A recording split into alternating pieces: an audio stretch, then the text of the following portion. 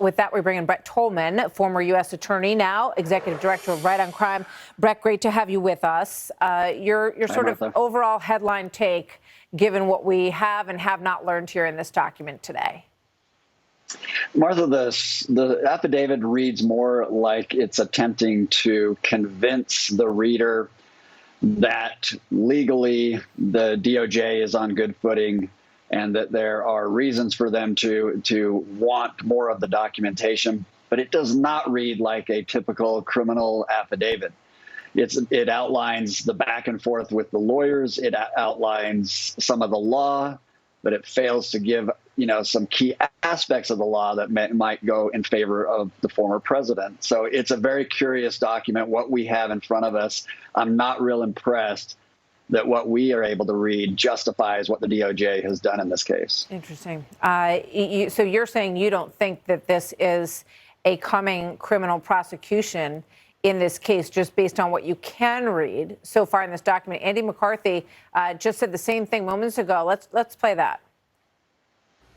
I'm increasingly convinced, John, that the Justice Department doesn't have any intention of prosecuting President Trump for classified information violations or record retention, unless he talks himself into being charged by the kind of stuff that they're saying now.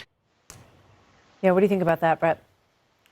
The document doesn't outline, Martha, anything that is what we consider mens rea or criminal intent. It does not outline any facts that suggest that there is criminal intent in this case. It outlines a back and forth. It outlines disputes over documents. It also, interestingly, it reveals some things. The FBI reviewed many of the documents and did so without a taint team. So they were not concerned too much about privileged documents when they triaged those first, 15 boxes or so. There's just all kinds of issues with the affidavit. If you're trying to present a case that justified not only the urgency with which they've argued, the way that they carried out the search warrant, but you read this document, Martha, and what you are impressed with is the fact that there's some legal issues here that neither side seems to be prevailing on, and that suggests more of a civil dispute than criminal intent in a criminal case. And what about the part that David just highlighted on the screen, where it says that criminal parties could destroy some of this evidence or possibly flee?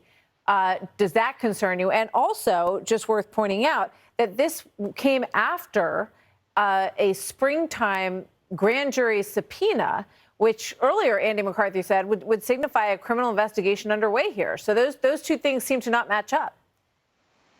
Yeah, they don't match up. You also don't know who that criminal target is. Frankly, Martha, when I read this, I wondered if President Trump is in fact the criminal target. Because you don't see anything that outlines any factual allegations that he was involved in transporting, removing, destroying, or doing anything with the documents. You don't see any of that. Now, of course, there's pages that are redacted. Will it be in there? Perhaps. But if you really wanted to make a justification for a document that is going to be ultimately revealed in its entirety, if you wanted to make a justification for this search warrant, you would definitely want to be able to outline criminal intent in the affidavit. So if this is the case, Brett, does this point to a heavy-handed overreach here? The former president called it PR subterfuge by the FBI and DOJ. And just, obviously, pointing the obvious out, there's a lot of redacted information in here. I mean, there could be something under there that we're not aware of, that you're not aware of, that might change your opinion here. But based on what you know now, is the president right on this, the former president?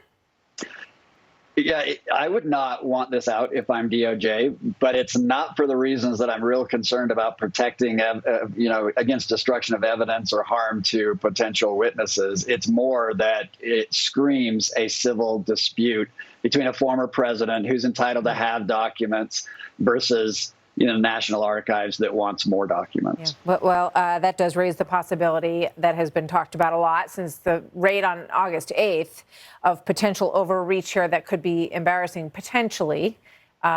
I'm just pointing it again. It's a lot we don't know, but the potential for that appears to be there. Brett, thank you very much.